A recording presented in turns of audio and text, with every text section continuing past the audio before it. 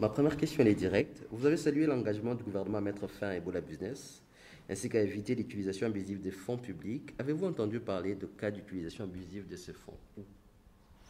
Alors effectivement, quand on a fait notre visite dans la province de l'Équateur, on s'est rendu compte que, comme souvent malheureusement, il y a des utilisations des fonds publics qui ne sont pas adéquates. Pour vous donner un exemple, il y a eu un recrutement de 4000 employés pour cette riposte, alors qu'il s'agit pour l'instant d'une épidémie avec 120 cas. Donc il y a une disproportion entre la taille des équipes pour lutter contre l'épidémie et l'ampleur de cette épidémie. Donc ce qui veut dire qu'il y a des choses qui ne tournent pas rond en termes d'utilisation des fonds du côté du gouvernement de la RDC, parce que ce sont des employés de la santé qui sont rémunérés par le ministère de la Santé et non pas avec l'aide internationale. Et quand est-ce que vous l'avez partagé avec votre partenaire qui est le gouvernement congolais, justement, ces types de cas? Oui, absolument. On en a beaucoup parlé lors de la visite et on était d'ailleurs tous les trois ambassadeurs en visite avec le professeur Mouyembe, qui est le coordonnateur national de la riposte contre Ebola et contre la COVID-19. Et le professeur est tout à fait conscient de ça et veut s'atteler maintenant à réduire justement le nombre d'employés. Alors, vous insistez également sur le fait que seuls ceux qui travaillent activement à la riposte soient compensés financièrement, parce que vous pensez que ce n'est pas ce qui est fait actuellement. Ça soulève des doutes. C'est pas la première épidémie dans le pays, c'est la 11e épidémie. On a eu l'épidémie dans l'est de la RDC, où il y a des leçons apprises importantes à tirer de cette crise. Et on peut voir effectivement qu'il y a eu des pratiques dans le passé qui laissent penser à des cas de corruption ou de mauvaise utilisation des fonds publics. Donc, c'est en ayant ça en tête qu'on a voulu être très clair sur ce qu'il faut faire maintenant pour limiter ce genre de pratiques. Merci. Je me tourne vers M. Makama. Lors de votre visite au territoire de Bolamba, vous avez constaté que le peuple congolais en a assez de pratiques de corruption et exige une bonne gouvernance et une discipline fiscale nécessaire pour une réponse sanitaire efficace. Qu'avez-vous vu exactement? Oui, bon, premièrement, c'est un bon voyage entre les trois ambassadeurs et le professeur Mouyembe. Les États-Unis sont en train de soutenir la vision du président Tshisekedi de lutte contre la corruption. Quand on était à Bolamba, c'est clair qu'il y a de citoyens qui sont fait de manifestations parce qu'on est là avec le gouverneur et qui dit que non, l'argent qui est pour la riposte doit être utilisé pour la riposte. Et c'est ça, on a dit que la communauté internationale, notre pays, sont prêts à soutenir cet effort. J'avais annoncé 15 millions plus de dollars, c'est 22 millions de dollars pour la riposte à l'Équateur. Mais il y aura aussi de l'aide pour le développement. Mais l'aide pour l'Ebola doit être utilisée pour ça et sans corruption. C'est la bonne gouvernance qu'on voudrait avoir à la RDC, que c'est bon pour le pays et que les citoyens demandent. Et à Bolamba directement, qu'est-ce que vous avez vu? Pourquoi vous citez précisément Bolamba? Non, parce qu'il y avait une grande manifestation. Les gens qui étaient là avec les drapeaux de divers partis politiques, tous disent non à la corruption. Pendant nous sommes là, et on l'a vu bien exprimé qu'il y a de frustration, que l'argent n'est pas utilisé bien pour aider cette région dans l'Ebola et des autres choses. Mais c'était clair, leur déclaration, que le peuple ne voulait pas la corruption qu'il y avait avant.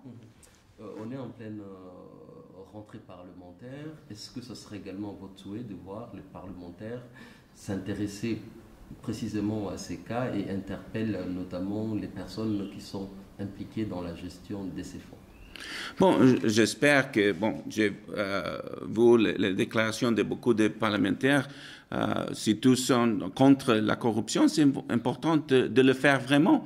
C'est ça le projet du président Tshisekedi, du gouvernement. Les États-Unis sont bien impliqués pour la lutte contre la corruption. On a de l'assistance qu'on donne à la nouvelle agence contre la corruption à travers de notre ministre de la Justice avec l'FBI. Et c'est quelque chose que les États-Unis, les partenaires internationaux peuvent soutenir. Et ce n'est pas un problème seulement dans la RDC. Il y a beaucoup de corruption partout le monde. Mais nous sommes ici maintenant. Et il y a de la demande du président Tshisekedi d'aider le peuple congolais. Et c'est ça qu'on est en train de faire. J'espère qu'il y aura le soutien aussi du Parlement, parce que c'est l'intérêt de tout le peuple. Le peuple veut vraiment du changement. Il ne veut pas la continuation de cette corruption que, malheureusement, c'est une maladie à l'RDC. On a vu notamment des enquêtes de l'IGF, l'Inspection générale des finances, notamment en rapport avec la Covid-19. Est-ce que vous souhaiterez que l'on puisse avoir des enquêtes qui sortiraient non seulement de Covid-19 pour aller aussi vers Ebola? Je parle de l'IGF qui a commencé des enquêtes et qui a même bouclé les enquêtes sur... Oui, bon, les enquêtes et tout ça sont la décision du procurateur général. Si il y a quelques irrégularités, ça doit être investigué. Et s'il y a quelqu'un responsable, il doit être fait responsable. Il doit avoir la justice, il ne peut pas avoir de l'impunité. C'est important de faire cette enquête. Bon, peut-être la personne c'est innocente. Bon, ça c'est bien.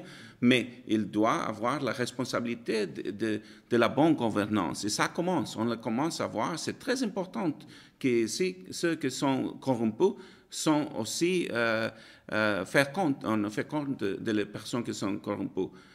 Et c'est un bon message à les citoyens congolais que les choses sont en train de changer, que le gouvernement et le procurateur général n'hésitera pas, même s'il y a un autre fonctionnaire, un ministre ou quelqu'un comme ça.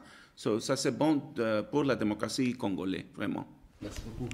Alors, Madame, on a beaucoup parlé, notamment pour ce qui est de l'épidémie de l'Est, d'Ebola business. Est-ce que vous craignez que ce qu'on avait notamment constaté dans cette partie de la RDC soit répercuté notamment dans la partie nord avec ce que vous êtes en train justement de signaler dans votre communication?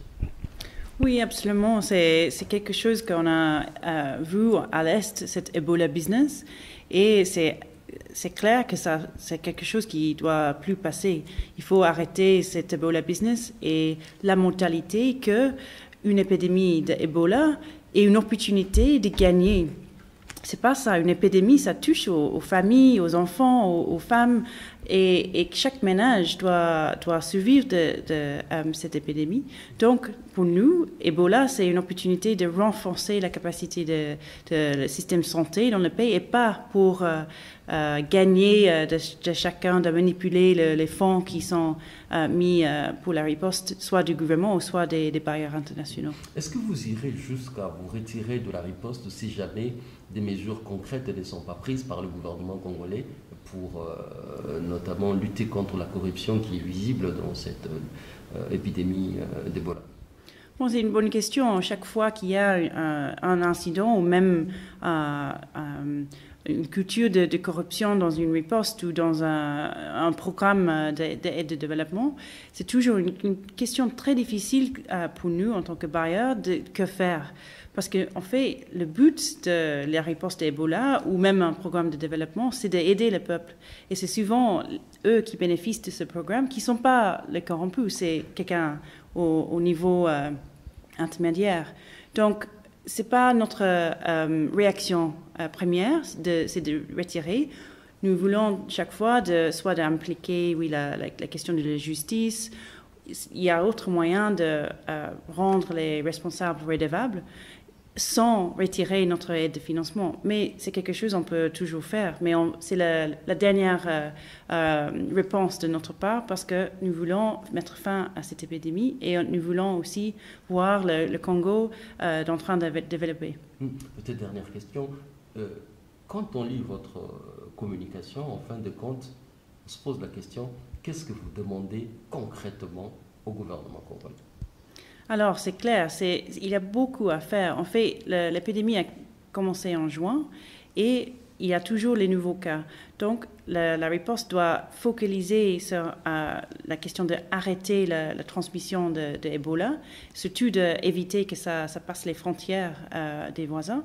Et aussi, c'est important que le gouvernement paye leur personnel, leurs médicaux, qui sont engagés par le ministère de la Santé.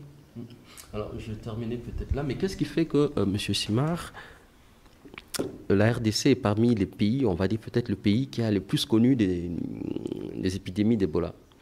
Qu'est-ce qui fait qu'aujourd'hui, par exemple, que l'on n'ait pas tiré profit de toutes ces expériences-là pour mieux lutter contre cette épidémie?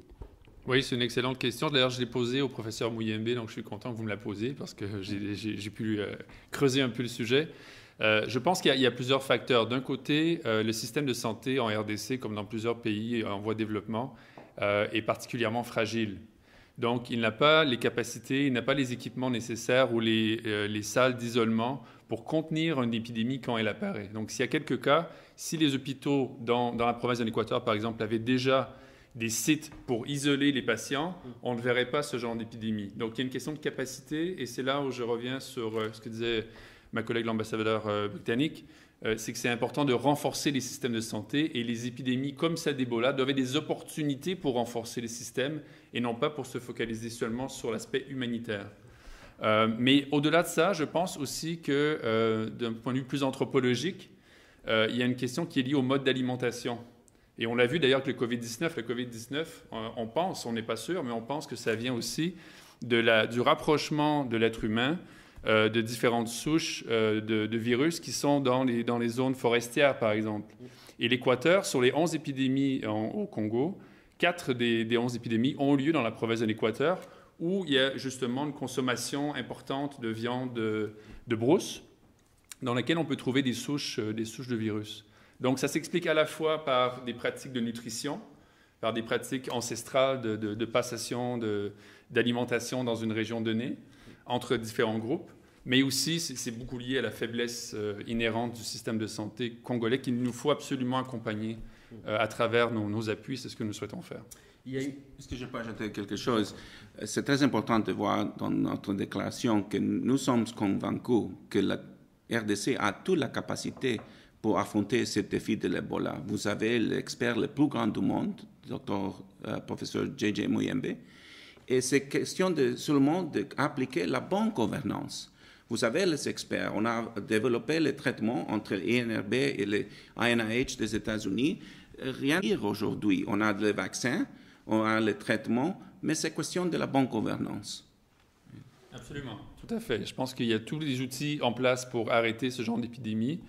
Et il faut, à travers de meilleurs systèmes de santé, à travers la lutte contre la corruption, à travers la lutte contre la corruption qui est aussi une épidémie, on va trouver le moyen de régler ces autres épidémies, ces pandémies. Dernière question, on voit très bien que les femmes sont parmi la catégorie, en fait, on va dire c'est la catégorie de personnes plus touchées, plus vulnérables. Si vous avez un plaidoyer en particulier à faire par rapport à cette question de femmes qui subissent le plus grand, on va dire les plus grandes peines de cette épidémie, ce serait quoi? Effectivement, vous l'avez dit, les femmes sont en première ligne dans ce genre d'épidémie. Ce sont elles qui sont les plus touchées parce qu'elles fournissent les soins dans les familles ou dans les centres de santé. Et donc, malheureusement, on voit que souvent, elles sont affectées en plus grand nombre dans ce genre d'épidémie. Et il est important, dans les programmes de riposte, de prendre en compte la dimension d'intégration du genre, de donner des outils, des options pour que ces femmes puissent se réinsérer ensuite dans la société congolaise. Et en fait, elles jouent un rôle, ce sont les héroïnes de la lutte contre Ebola, de la lutte contre la COVID-19. Elles sont en première ligne, c'est grâce à elles souvent qu'il y a des réponses et que ces épidémies sont contenues. Mais souvent, on les oublie après les épidémies. Donc, comment est-ce qu'on peut les accompagner pour leur donner des moyens de développer de l'activité économique de manière à soutenir leur insertion économique à plus long terme. Donc, c'est comme ça qu'on peut arriver aussi à faciliter le développement inclusif, développement économique inclusif de la société congolaise. Merci beaucoup. Madame, vous avez peut-être une opinion là-dessus par rapport aux femmes?